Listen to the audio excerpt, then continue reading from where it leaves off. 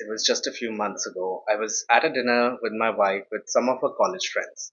It's one of those comfortable evenings where people are laughing, old stories are being repeated, someone is remembering who was always late for the class, and there was someone who was talking about how different everyone looks in life now.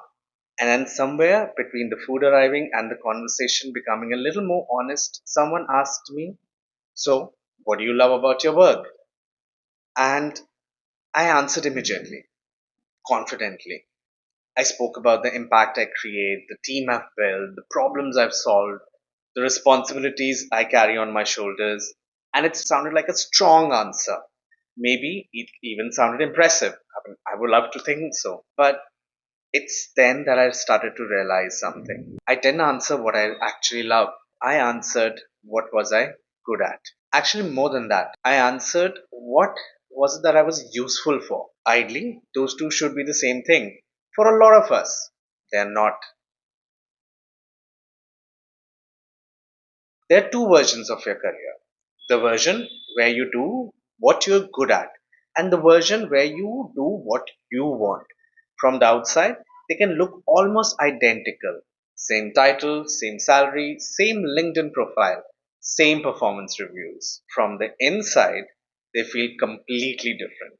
And after a point, the difference becomes difficult to explain because nothing is visibly wrong. You're not failing. You're not lost. You're not starting from zero. In fact, that is the uncomfortable part. The career worked. You became competent. You became trusted. You became useful. And slowly, usefulness became identity. That is a competence trap. When the world keeps rewarding you for a version of you until you start forgetting there were other versions. Let me tell you about a friend of mine, 15 years building expertise in financial modeling. She was brilliant at it. She was offered multiple promotions, but all of them to stay in the same function. In 15 years, not one manager, not one skip level, not one performance conversation ever asked her what she actually wanted to be doing. And she never told anyone also, because the answer felt selfish, because she was good at this, and being good at something in professional life starts to feel like an obligation, like the competence itself is a contract. You're good at this, so you owe this. That sentence is never written anywhere, but a lot of people live under it. And there are more ways that this happens. This does not just happen in finance. Let's take another example. It happens to the person who becomes a fixer. It is late in the evening, you're almost done for the day, and then a message comes in. Boop. Can you just look at this once? You know what once means. The broken process is yours now. The difficult team, give it to them. The confused client, give it to them. The messy dashboard, give it to them. The situation nobody wants to own, give it to them. Because they keep fixing things. The organization never asked whether they wanted to become the person who only fixes broken things. It also happens to high performance sales leaders, the one who can handle pressure, targets, teams, escalations, end of the month madness. And so every organization gives them a bigger number, a bigger team, a bigger fire to manage. And privately, they may want to teach, they may want to create, they may want to consult, build something of their own, do work that feels more original. But the better they become at performing under pressure, the harder it becomes to justify leaving the pressure behind. That is the strangest thing. The trap does not look like failure, it often looks like trust. Here's how it happens. In your 20s, you find something you can do well, maybe by accident, maybe someone gave you a chance, maybe because options were limited. And this one worked. And the system around you starts to adjust. The first time it feels good. They trust you. The fifth time it becomes your reputation. The 50th time it becomes your cage. Every project that matches your skill set comes your way. Every promotion deepens your lane. Every stakeholder relationship is built around what you are known for. And slowly, without one big dramatic decision, you become the person who does this thing. Not because you chose it, but because you got good at it. And by the time you're 35 or 40, network is in the lane. Your reputation is in the lane. Your income is in this lane. Your whole identity is in this lane. And the cost of stepping out of it is not just financial, it is social. It is reputational. It is having to explain yourself again to people who already know what you are here for. The competence is real. The cage is also very real. Here's a question I want to ask you. I want you to answer it honestly. Not for me, but for yourself. If you were starting from zero, no reputation to protect, no expertise to leverage, no expectations to manage, no one already knowing what you are supposed to be good at, what would you actually do? Not what you're qualified for, not what makes sense on paper, not what would be easiest to explain. What would you do? For most people at 40, the answer to that question is not completely disconnected from what they are doing. This is what makes it so complicated. It may be adjacent, it may overlap, it may use the same strengths, but it is not the same thing. And the moment the honest answer appears, something else appears right after it. Too late, too risky, too selfish, too impractical, too hard to explain. And just like that, the honest answer disappears again. The gap between these two answers, between what you can do and what you would choose to do, that gap has a name. It's called the competence trap. You're too invested in what you can do to be fully honest about what you want. Let me take another example.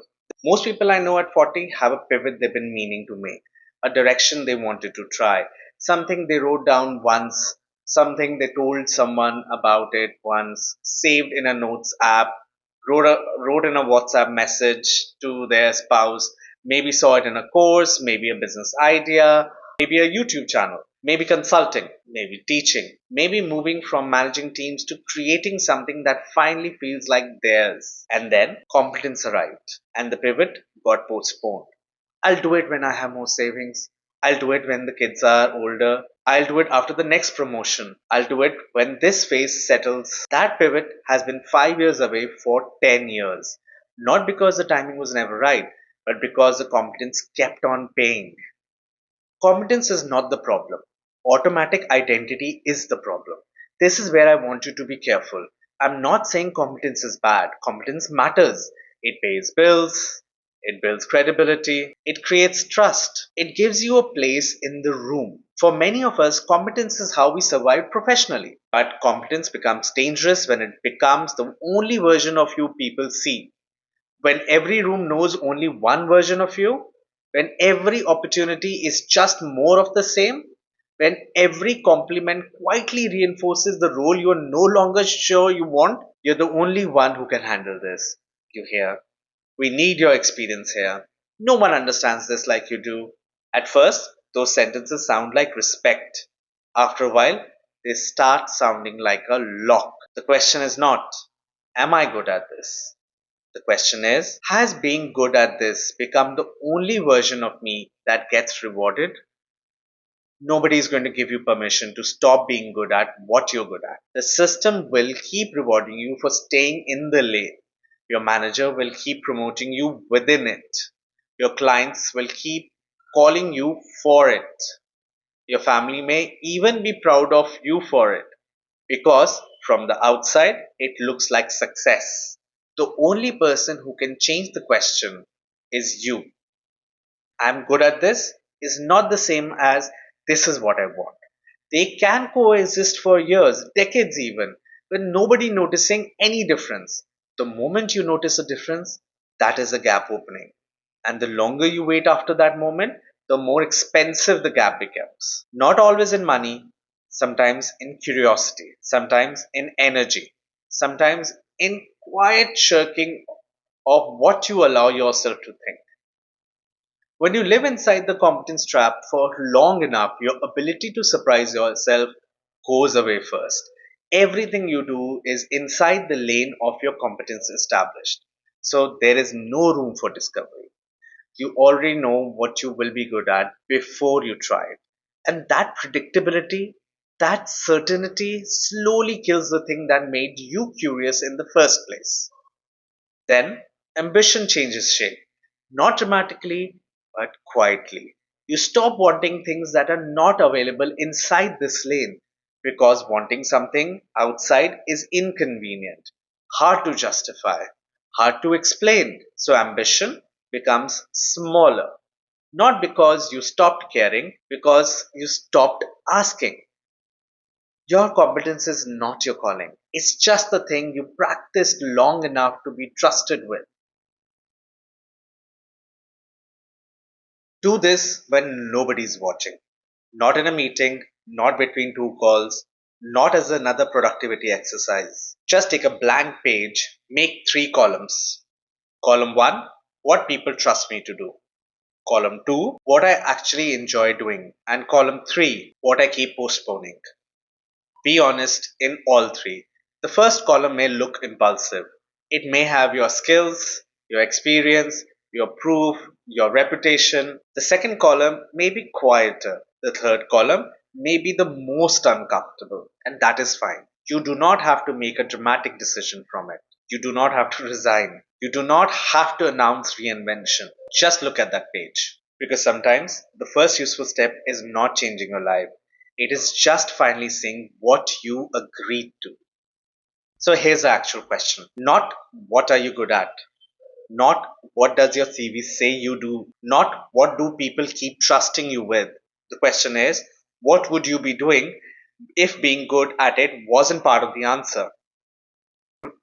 And maybe the answer does not require a dramatic move. Maybe it only requires some honesty. Maybe it starts with noticing where your life has become efficient but not fully chosen. Next episode, the salary went up, the fear didn't. I want to talk about the anxiety that survives every increment and why more money is not always the thing that makes us feel safe. See you then.